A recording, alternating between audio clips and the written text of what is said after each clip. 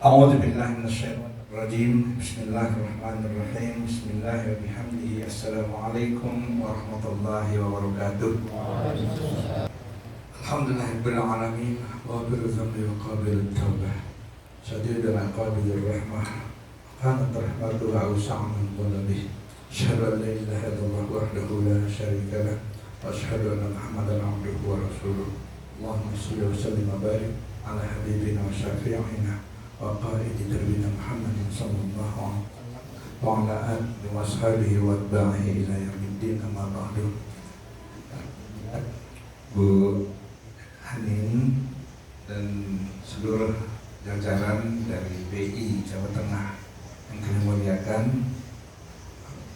Bapak-bapak Kiai, para Gus, para pimpinan pondok pesantren BI Jawa Tengah yang kami muliakan pula.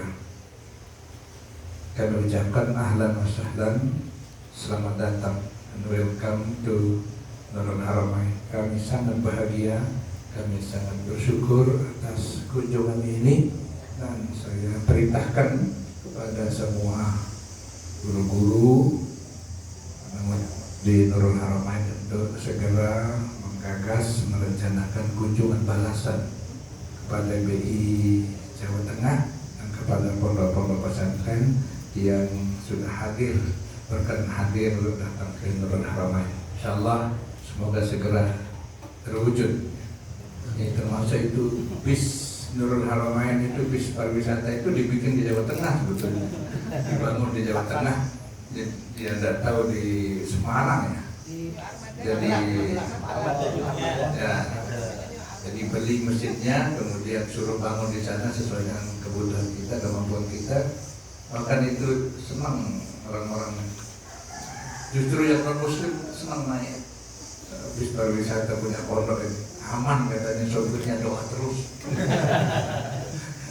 Jadi ternyata bikinnya di Jawa Tengah juga. Alhamdulillah, syukurillah. Dan saya bersyukur bapak-bapak dan bunda dan teman-teman datangnya sekarang sebelum Nurul Haramain maju. Jadi nanti kita maju bersama. Kalau sudah maju malah timnya.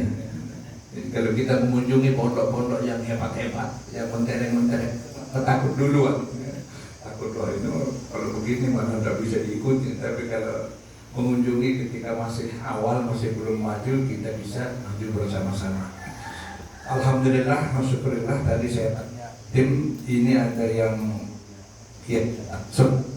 per waktu. Bagi saya sama saja.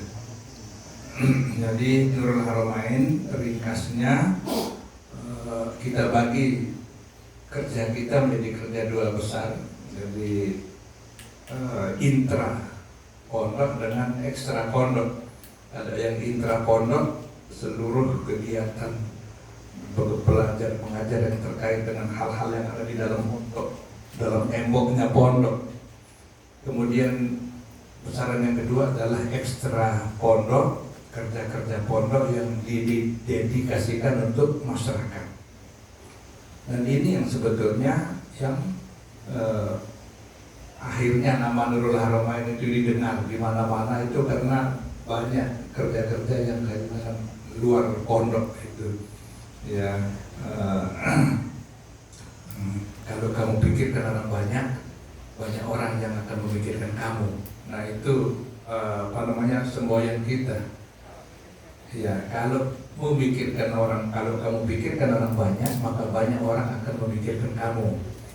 Kebetulan tadi saya tanya, semua pondok pesantren di Jawa Tengah berapa? Kalau yang dinamakan, berhak dinamakan pondok pesantren pokoknya 3.000 ya, 3.700. Ini sebetulnya bisa menggegerkan Indonesia. Ya, ini saya cerita ini bocoran. Jadi tim pemenangan nasional Capres ini sudah kesini. Sudah, saya nggak kasih ngomong, cuma saya yang ngomong, saya minta satu. Saya mau tahu konsep Anda dan konsep calon Anda tentang pondok pesantren dan madrasah sebagai soko guru pendidikan nasional. Tunjukkan kepada saya seperti apa. Nanti kalau sudah punya, balik lagi sini, saya bilang. Tiga-tiganya. Tunjukkan kepada saya apa konsep Anda tentang madrasah dan pondok pesantren sebagai soko guru pendidikan nasional Indonesia. Mengapa ini? Karena kalau negara ini menjadikan madrasah dan pondok pesantren sebagai soko guru pendidikan nasional, maka merubah tabiat, memperbaiki tradisi dan budaya bangsa Indonesia ini masih diharapkan kalau metodologinya itu ikut metodologi dan epistemologinya ikut madrasah dan pondok pesantren. Tapi kalau tidak, ilmu pengetahuan itu ngambang, bisa dicerna tapi tidak diaplikasikan. Contoh sederhananya, orang-orang hebat kita yang sekolah di luar negeri, tinggal di luar negeri menjadi ahli di sana, menjadi produktif di sana, nggak bisa balik ke sini. Yang balik ke sini paling hanya bisa jadi rektor, mengajarkan kembali ilmu itu, tapi membuat ilmu itu membumi di bumi ini tidak bisa. Apa sebab? Karena metodologi, sistem metodologi dan epistemologi pengajaran ilmu pengetahuan dan transformasi ilmu dan pengetahuan dan teknologi di Indonesia ini tidak dilakukan sesuai dengan madrasah dan pondok pesantren. Kalau seandainya Indonesia menjadikan pondok pesantren sebagai soko guru pendidikan di Indonesia, insya Allah kita bisa rubah. Nah, ini pengalaman. Ini untuk ditiru dan untuk dikalahkan. Ya. Jadi di Indonesia pondok pesantren itu diberi privilege oleh masyarakat, kelebihan oleh masyarakat. Ya. Oleh sebab itu, kegiatan apapun yang dilakukan pemerintah, kalau tidak didukung oleh pondok pesantren, susah suksesnya, atau nggak bisa suksesnya, atau balik. Program-program pemerintah yang sukses besar apabila program itu didukung oleh pondok pesantren. Di sini pondok pesantren di NTB jumlahnya 326. Dengan 326 pondok pesantren itu, saya dulu ketika masih muda, saya bilang masih muda karena saya mulai umur 21. Sekarang udah umur 60. Rasanya saya kekurangan waktu untuk memajukan pondok ini. Mulai dari umur 21, sekarang umur 60, sudah berapa? Tahu? Itu terasa kurang, makanya jangan buang-buang waktu. Nanti Anda akan kekurangan, masih banyak yang belum dilakukan.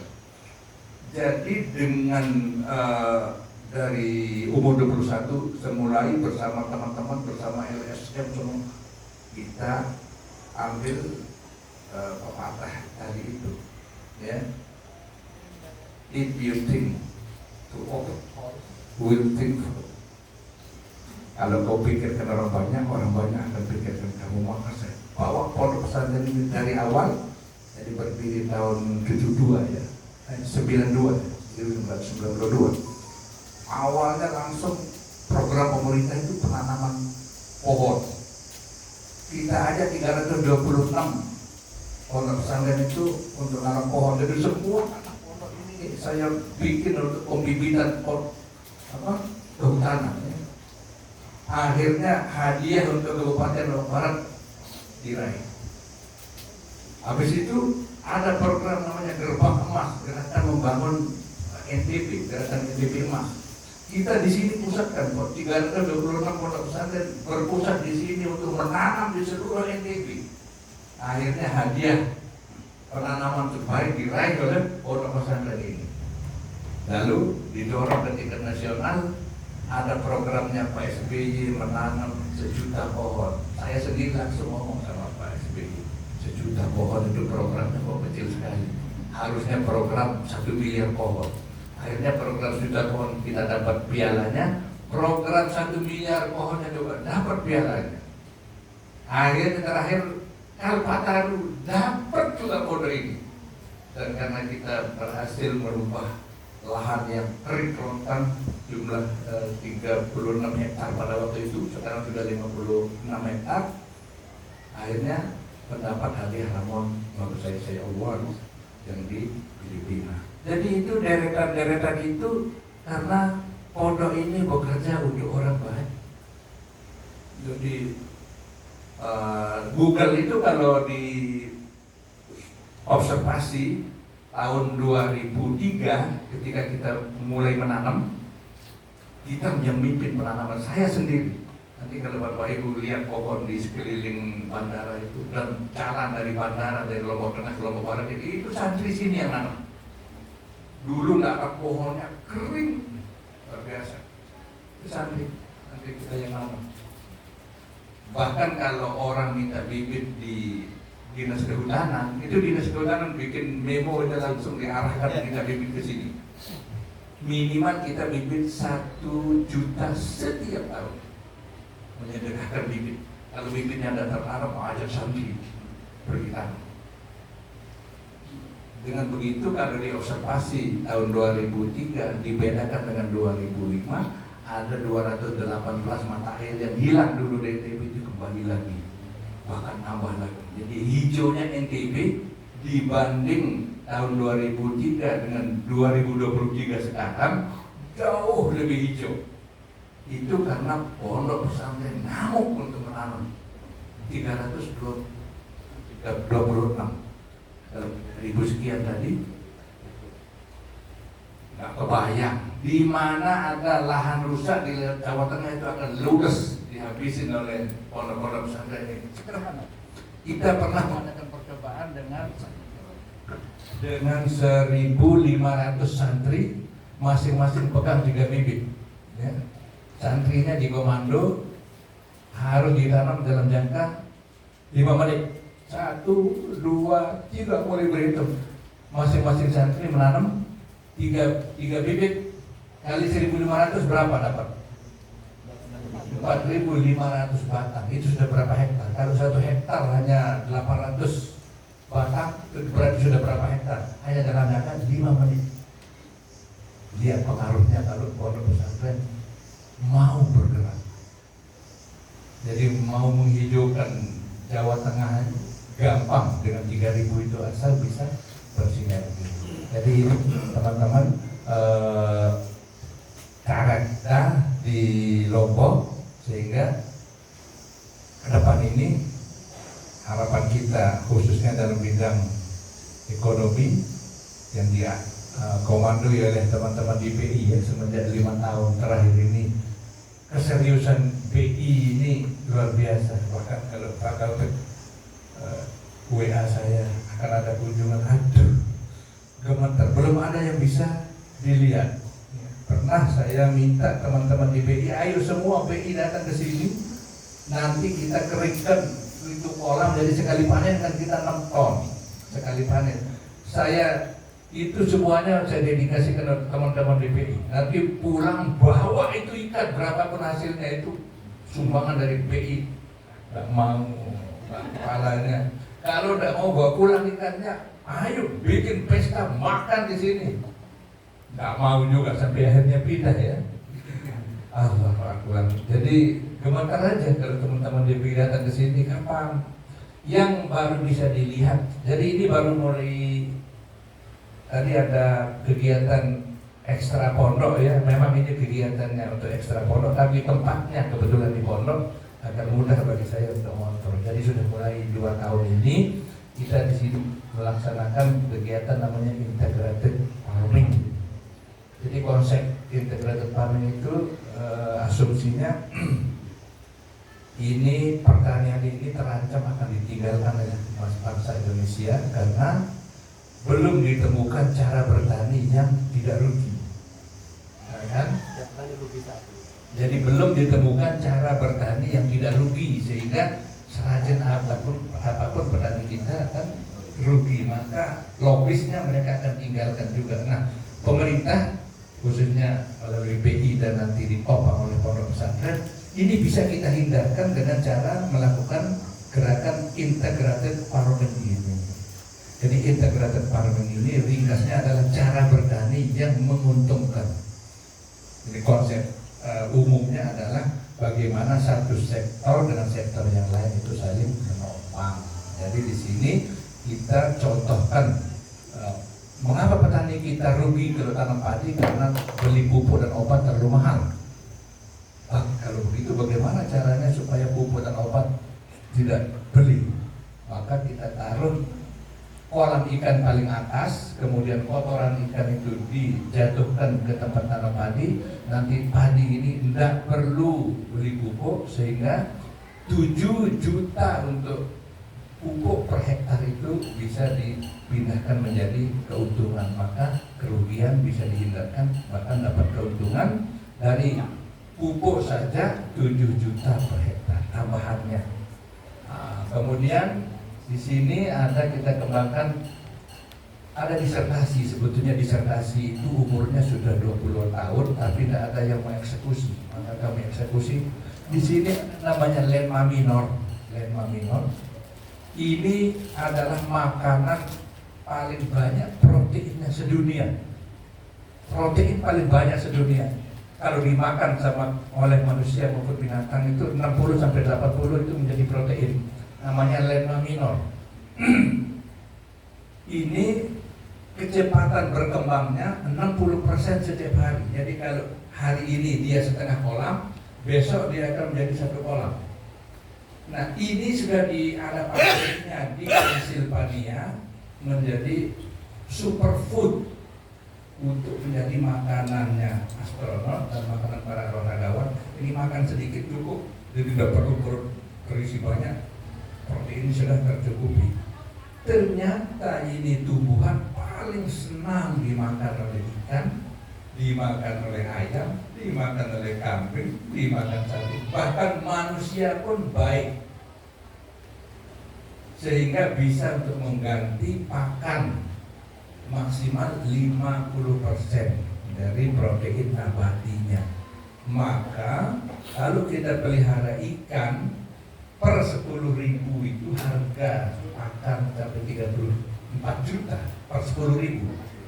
Kalau kita bisa ganti pakannya itu 50%, maka kita menghemat sekitar 17 juta.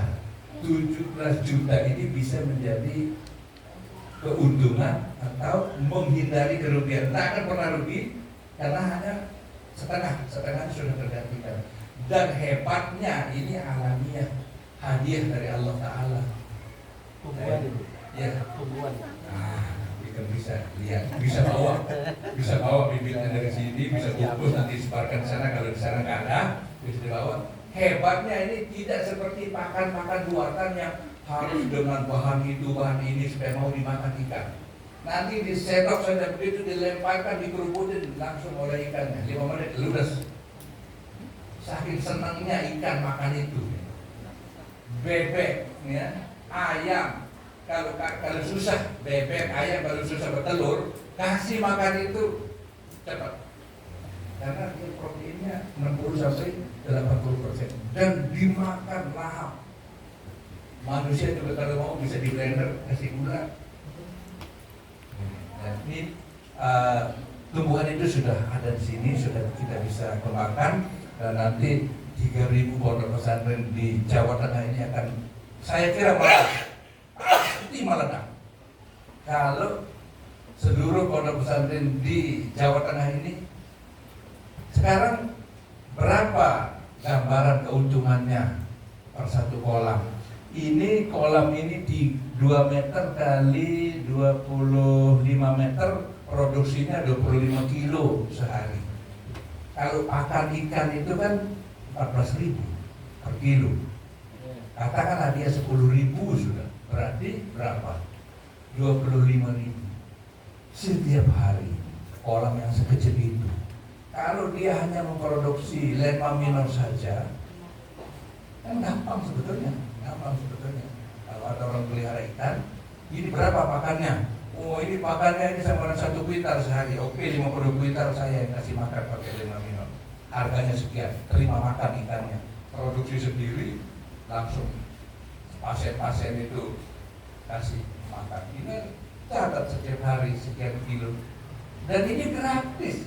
Yang penting airnya lancar dan bersih. Dan jadi nak besok kalau Bapak Ibu pelihara ini lema minor ini, kalau tidak bisa berkembang, pasti ada ikan di dalamnya.